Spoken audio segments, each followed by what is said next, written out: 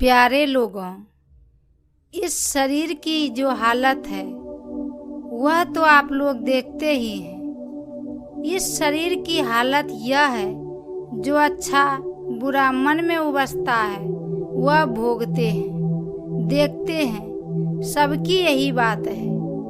मेरा यह शरीर है, मेरा मन है, मेरी स्त्री है, मेरा धन है इत्यादि लोग बोलते हैं। यह मेरा मेरा कहने वाला कौन है, इसको पहचानना चाहिए। बाहर में तमाम पूछो, मैं को बता दो तो कोई कहेगा कि यह पागल है, कोई कहेगा कि यह विद्वान है। जो अच्छे लोग होंगे वे कहेंगे कि भाई अपने में खोजो पा जाओगे, अपने अंदर शरीर में खोजो तब पाओगे। बाहर में अपनी खोज के लिए लाख कोशिश करे, पता नहीं पा सकता। यह पता वही बता सकता है जिसको इसका पता मिल चुका है।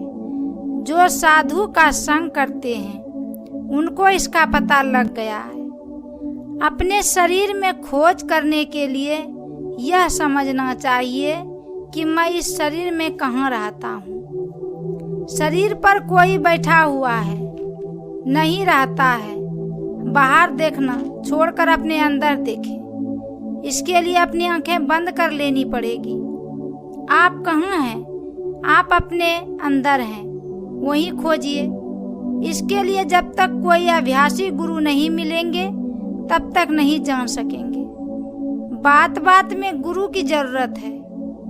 असल में गुरु तो वे हैं जो बता दे कि अंधकार में कहाँ है और वहां से कैसे चलना होगा। ऐसे गुरु की पहचान कैसे होगी? इस सत्संग में यह ज्ञान अवस्था है कि कैसे को गुरु बनाना चाहिए। इसीलिए पहले सत्संग आवश्यक है।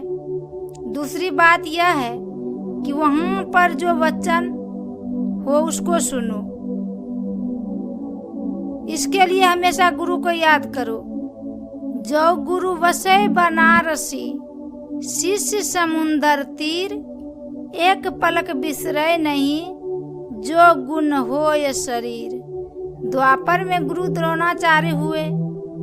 उनके पास एक भील कुमार एकलव्य वान विद्या सीखने गया। आचार्य द्रोण ने उसे वान विद्या नहीं सिखाई।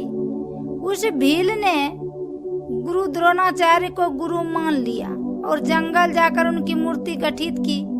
उसने उस मूर्ति को अच्छी तरह से ध्यान किया। ध्यान करने से जैसा जैसा संकेत उसके मन में आता गया वैसा वैसा करता गया। होते होते वान विद्या में वह अर्जुन से भी आगे बढ़ गया। जिसको गुरु द्रोणाचार्य ने अपने नजदीक रखकर वान विद्या सिखाई थी, वह अर्जुन भी धनु विद्या में भील की बराबरी नहीं कर सका। जिसको गुरु में ज्यादा निष्ठा होती है वह किसी न किसी तरह विद्या पाता ही है। मेरे कहने का मतलब यह है कि जो गुरु के ख्याल में, गुरु के संग में रहते हैं वे विद्या पाते ही हैं। संसार में जीवन बिताने के लिए एक तो ईश्वर में विश्वास करना चाहिए और फिर दूसरा इस संसार के अंदर गुरु की खोज करनी चाहिए। गुरु हो तो वह योग्य गुरु हो। योग्य गुरु का मिलना बड़ा मुश्किल है। जो बराबर सत्संग करते हैं उनको यह ज्ञान हो जाता है कि योग्य गुरु कौन है। असल में गुप्त रूप से गुरु ईश्वर है। प्रकट रूप में गुरु ज्ञान देने वाले हैं। अगर गुरु नहीं हो तो ज्ञान नहीं। बड़े और छोटे विद्यालयों से गुरुओं को हटा दो तो ज्ञान नहीं होगा। इसीलिए कबीर साहब ने कहा, सब धरती का गद करो, लेखन सब बन राय, सात समुंदर की मसी करो, गुरु गुण लिखा न जाए।